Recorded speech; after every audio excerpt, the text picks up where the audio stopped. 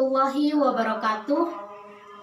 Sebelumnya saya ucapkan terima kasih untuk waktu dan tempat yang telah disediakan untuk saya. Sebelum saya ke materi, saya ingin memperkenalkan diri terlebih dahulu. Perkenalkan, saya Aidatul Faiza, NIM 38, Program Studi Pendidikan Guru Pendidikan Anak Usia Dini, Fakultas Ilmu Pendidikan Universitas Trunojoyo, Madura.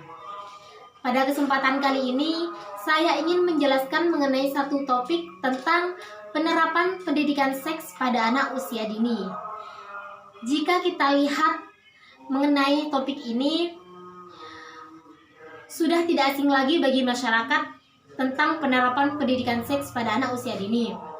Terdapat sebagian masyarakat yang menyetujui tentang adanya penerapan pendidikan seks pada anak usia dini, namun di samping itu juga terdapat beberapa juga masyarakat yang kurang setuju dengan adanya penerapan pendidikan seks untuk anak usia dini.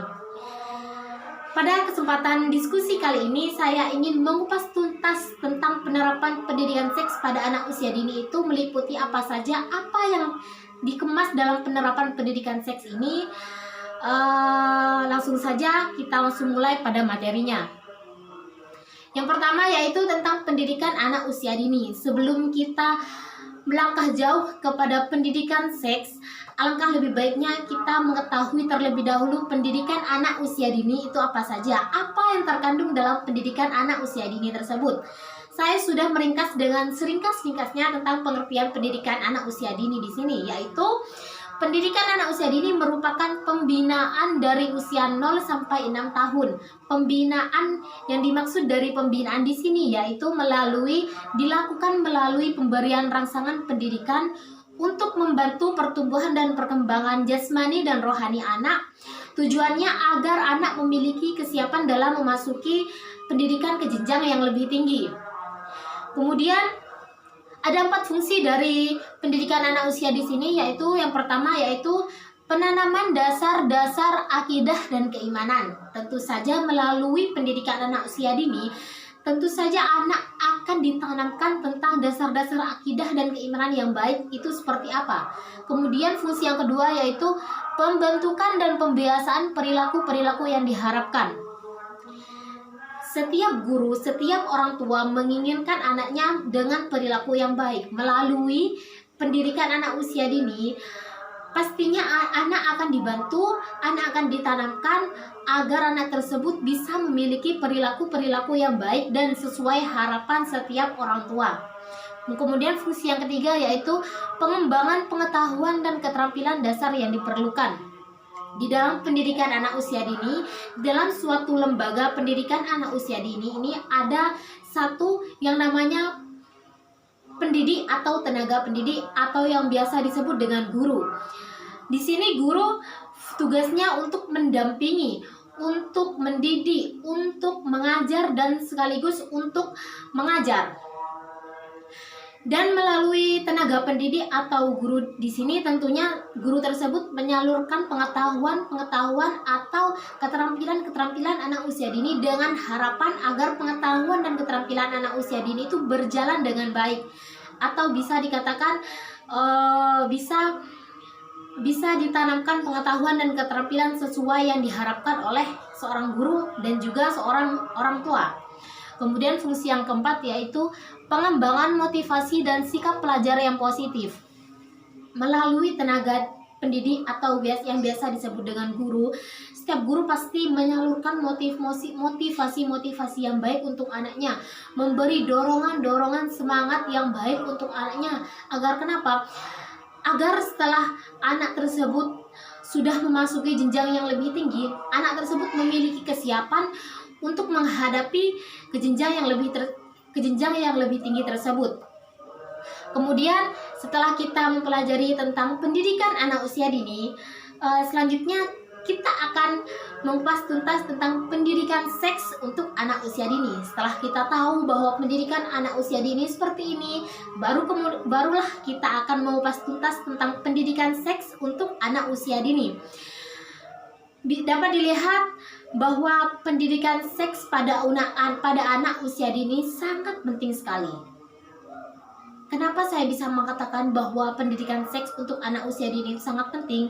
Alasannya karena melalui pendidikan seks yang ditanamkan untuk anak usia dini itu akan menjadi bekal bagi anak tersebut nanti ketika sudah dewasa, bahwa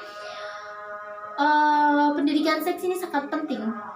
Selain itu, anak tersebut akan mengetahui tentang organ-organ seks mana yang perlu saya lindungi, organ-organ seks mana yang seharusnya saya tutupi, dan organ-organ seks mana yang seharusnya orang tua atau orang lain untuk bisa dilihat mereka.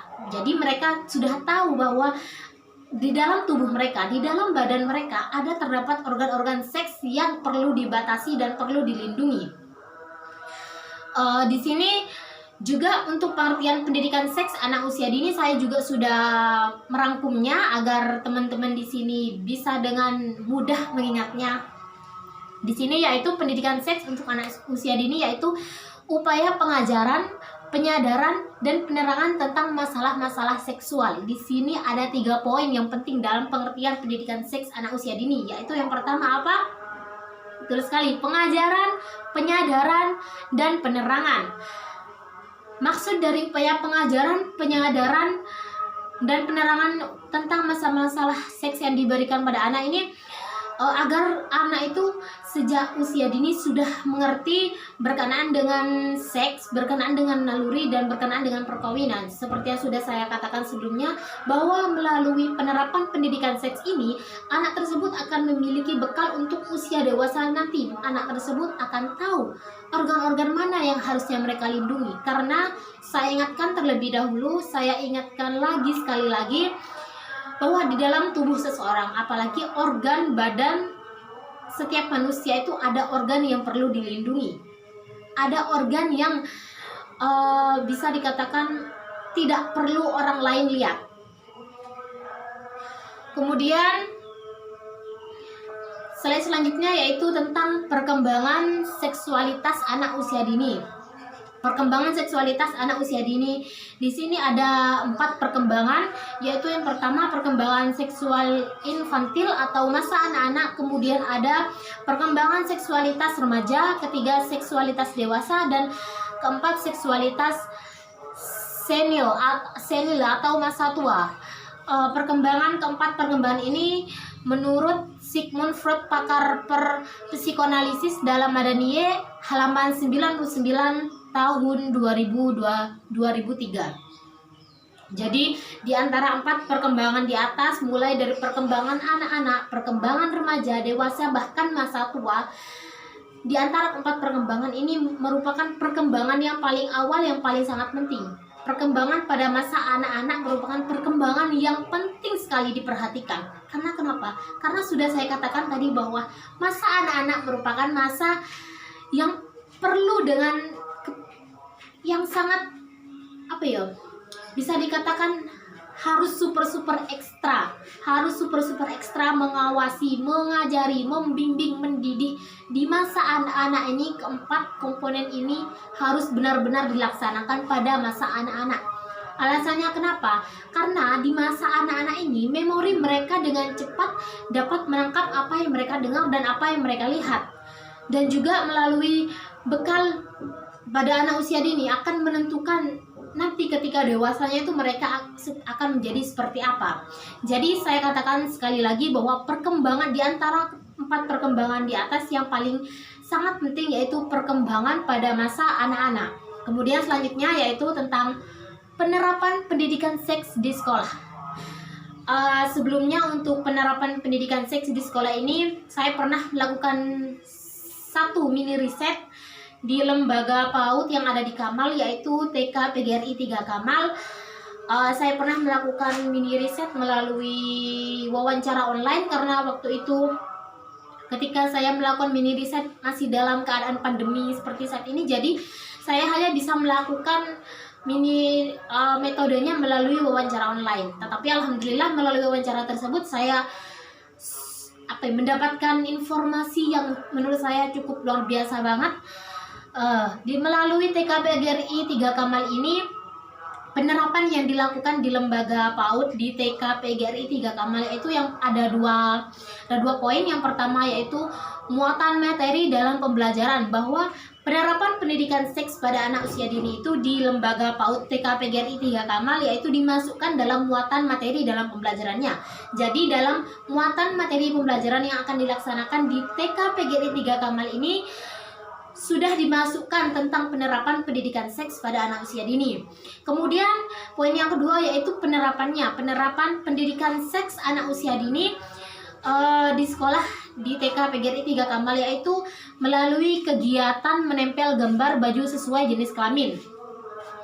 Kegiatan tersebut, di mana kegiatan tersebut anak menempel baju sesuai dengan jenis kelamin masing-masing. Contohnya ketika anak perempuan ini mendapati tugas tersebut, jadi anak perempuan ini hanya akan menempel baju khusus bagi anak perempuan, dan begitu pun sebaliknya. Ketika anak laki-laki sudah kebagian dalam kegiatan ini, maka anak laki-laki tersebut hanya akan melakukan kegiatan menempel baju untuk anak laki-laki saja. Jadi menurut saya melalui kegiatan tersebut anak dapat membedakan, anak bisa tahu bahwa baju yang cocok untuk anak perempuan seperti apa dan baju yang cocok untuk anak laki-laki seperti apa, dan itu menurut saya sangat penting sekali menjadi bekal untuk tahu tentang pendidikan seks. Selanjutnya yaitu dari manfaat yang didapatkan dalam penerapan pendidikan seks bagi anak usia dini, yaitu ada dua. Poin pertama yaitu memberikan bekal pengetahuan kepada anak serta membuka wawasan anak seputar masalah seks secara benar dan jelas. Tentu saja dengan penerapan pendidikan seks akan menambah wawasan dan pengetahuan anak tentang pendidikan seks, tentang seks itu apa, tentang yang dikemas dalam seks dan yang dikemas dalam pendidikan seks itu apa saja. Tentu saja itu merupakan pengetahuan dan wawasan yang benar-benar penting yang harus diketahui oleh anak usia dini. Kemudian manfaat yang kedua yaitu menghindarkan anak dari berbagai kejahatan seksual dan resiko negatif dari perilaku seksual yang tidak bertanggung jawab. Setelah anak tahu tentang pendidikan seks, setelah anak tahu bahwa organ-organ tubuh mana yang perlu mereka lindungi, organ tubuh mana yang perlu orang lain lihat, maka tentu saja mereka akan lebih hati-hati dalam menjaga dirinya. Dan mereka juga akan tahu, dapat membedakan bahwa mana orang yang akan melakukan tindak pelecehan seksual kepada dirinya dan mana orang yang akan melindungi dirinya. Jadi melalui pendidikan seks ini anak akan bisa membedakan orang yang dapat orang yang mau melakukan kejahatan kepada dirinya dan mana orang yang ingin melindungi dirinya. Kemudian slide selanjutnya yaitu di sini ada slide tentang gambar. Di sini saya sudah menuliskan yaitu tentang pikirkan dan pahami. Saya ingin teman-teman di sini memikirkan gambar tersebut, dan setelah teman-teman memikirkan, saya ingin teman-teman juga memahami makna dari gambar tersebut itu apa.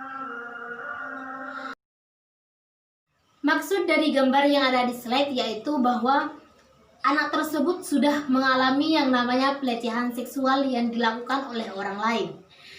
Dapat kita lihat di sini ada gambar tangan warna merah, ada 4 gambar tangan. Makna dari gambar 4 tangan yaitu bahwa organ tubuh anak tersebut tidak boleh disentuh oleh orang lain. Dan juga kita dapat lihat melalui gambar tersebut bahwa setiap anak memiliki yang namanya organ tubuh yang perlu dilindungi, yang perlu tidak boleh dilihat oleh orang lain. Walaupun yang namanya orang tua ataupun ayah, kalau memiliki anak perempuan, ingat para ayah di luar sana, walaupun sudah memiliki anak perempuan, harus tahu batasan-batasan yang perlu ayah tersebut pegang. Karena saya ingatkan sekali lagi bahwa seorang anak memiliki organ tubuh yang perlu dilindungi, yang perlu mereka tutupi. Jadi para bunda dan para ayah yang ada di rumah harus tahu batasan-batasan mana yang harus mereka pegang, yang harus mereka lihat, harus tahu batasannya. Dan melalui gambar ini sungguh sangat miris dan sungguh sangat kejam sekali, bahwa jika seorang anak sudah mengalami yang namanya pelecehan seksual, sungguh sangat miris dan sungguh sangat kejam sekali. Dan saya harapkan melalui gambar ini menjadi pembelajaran yang harus diingat sepanjang masa, bahwa melindungi anak dari yang namanya pelecehan seksual itu tidak bisa dibilang mudah. Jadi saya ingin mengajak orang lain, saya ingin mengajak para ayah, para bunda agar bisa mengetahui batasan-batasan yang harus dimiliki oleh diri masing-masing. Mungkin ini slide yang selanjutnya, yaitu ada satu kalimat yang saya rancang sendiri, dan harapan saya semoga kalimat ini menjadi motivasi untuk para teman-teman di luar sana, yaitu manusia yang cerdas adalah mereka yang mampu memikirkan masa depan, bukan masa sekarang. Maksud dari kalimat ini yaitu masa depan yang sukses. Keinginan orang tua dengan masa depan yang sukses itu bukan hal mudah. Kita harus melewati yang namanya kegagalan sebelum kita menuju kepada keberhasilan. Karena melalui kegagalan tersebut akan memotivasi orang untuk bisa bangkit dan bisa lebih maju. Jadi pesan saya di sini yaitu jika kalian ingin sukses, maka mindset kalian harus berada jauh di depan. Urusan di belakang kita boleh menoleh ke belakang, tapi sekedar untuk menoleh, tidak untuk kembali ke belakang. Terus maju ke depan, jangan pernah takut yang namanya batu, karena kita bisa melewati batu jika kita mau berusaha. Mungkin itu saja yang dapat saya sampaikan. Kurang lebihnya saya mohon maaf. Terima kasih. Wassalamualaikum warahmatullahi wabarakatuh.